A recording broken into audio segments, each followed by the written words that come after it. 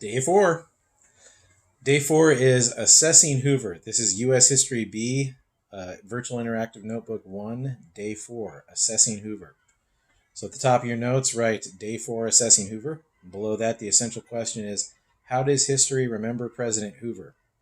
Your main idea is Assessing Hoover, and below that, you'll have 1928, Government Intervention, and Hoover versus Trump. So, I noticed I say "so" a lot watching these back. I gotta stop saying "so" all the time. I think that last video, you saw me trying not to say "so." It's just, can't begin every sentence with "so." It'll get annoying. All right. Moving on. 1928. In 1928, the majority of people wanted government to leave them alone. The perception was things were really good. It was what historians have called a superficial prosperity, because these new gadgets that people were using and these big houses they were buying and the cars they were buying was all based on borrowed money. So it wasn't money they'd earned. They were delaying payment until later. And it's consumer culture, and it's what we all live on. I saw a meme on Facebook that goes something like, you can see what happens when Americans miss just one paycheck. Okay. On the other hand, what time in history have the majority of people, been financially secure? And the answer is never. Normal people aren't financially secure ever. One paycheck is a big hit. You have enough paychecks gone. Most of us are wiped out, myself included, right? We're not independently wealthy. But still, I think there's a point to be made there, personally.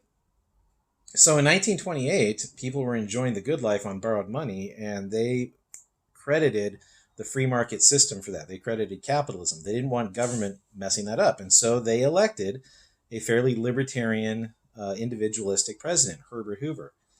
So the point to be made about 1918 from your book, and I hadn't really thought about this before until I read your book, was this is what people wanted.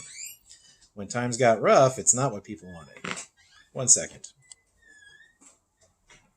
Maybe not. No, we're going to keep going. My son's here. You're on camera. What do you want? I'm just going to tell you that I'm starting this getting another half hour to hour, so I'm just here to grab the sausage. All right. You're going to grab the sausage? Italian sausage. Okay. You okay with that? Yeah, I'm okay with that. Right. What up, high schoolers? There you go. Make of that what you will. Anyway, 1928. Americans wanted a libertarian president. Then, moving on. When times did get rough, Hoover would not use government intervention. It was against his philosophy. Can you do that inside? Yeah. Close the freezer door and go inside. So, just go. I'm doing stuff. All right. I love you. Bye-bye.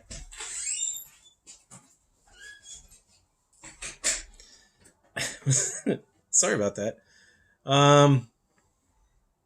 Right. Government intervention. So Hoover would not use government intervention, even when people were begging for it, because he didn't think it would work.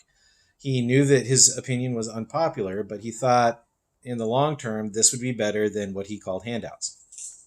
Okay, fair enough. That's what he thought.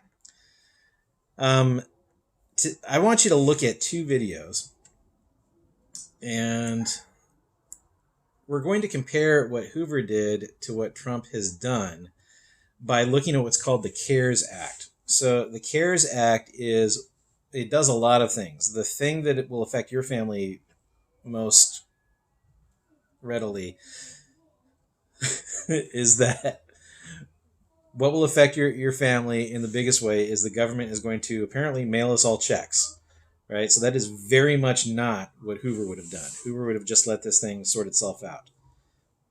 So, but I want you to look at this video about the CARES Act, and for your output, go ahead and write information about that in your notes. Let's say put 3 things in your notes.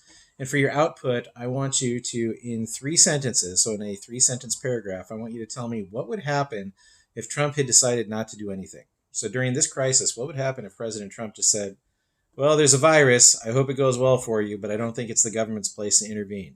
What do you think would happen? All right, 3 sentences in your output. So you're not pasting a picture in there today. You're actually going to write. So you're going to write on a piece of paper, take a photograph of that, and paste it in the table. Do not type. Typing doesn't count. I'll make you do it again. All right? And I'll see you next time for day 5. Sorry about all the interruptions.